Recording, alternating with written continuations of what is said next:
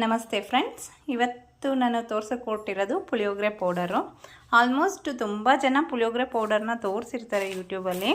So ನಾನು ಹೇಗೆ ಮಾಡ್ಕೊತೀನಿ ಅಂದರೆ ಧನ್ಯ, ಸಾಸಿವೆ, ಜೀರಿಗೆ, ಇಂಗು, ಕಾಳುಮೆಣಸು, ಮೆಂತ್ಯ, ಒಣಮೆಣ್ಸಿನ್ಕಾಯಿ, ಬ್ಯಾಡಗೆ ಮೆಣಸಿನ್ಕಾಯಿ, ಆಮೇಲೆ ಎಕ್ಸ್ಟ್ರಾ ಅಂದರೆ ಕೊಬ್ಬರಿ ತುರಿ ಅದನ್ನು ಬಿಸಿ ಮಾಡಿ ಹಾಕ್ಕೊಂಡಿದ್ದೀನಿ.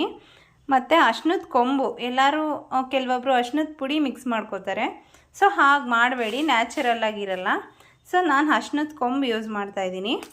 ಆಮೇಲೆ ಸ್ವಲ್ಪ ಕರಿಬೇವು ಮತ್ತು ಎಕ್ಸ್ಟ್ರಾ ಇಂಗ್ರೀಡಿಯೆಂಟ್ ಸ್ವಲ್ಪ ಕಡಲೆ ಬೀಜ.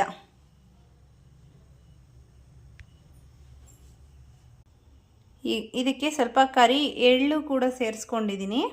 ಸೊ ಎಲ್ಲರೂ ಮಾಡೋದು ಏನು ತಪ್ಪು ಅಂದರೆ ಒಂದೇ ಸರಿ ಮಿಕ್ಸಿ ಜಾರ್ಗೆ ಎಲ್ಲ ಸೇರಿಸಿ ಹಾಕ್ಕೊಳ್ಳೋದು.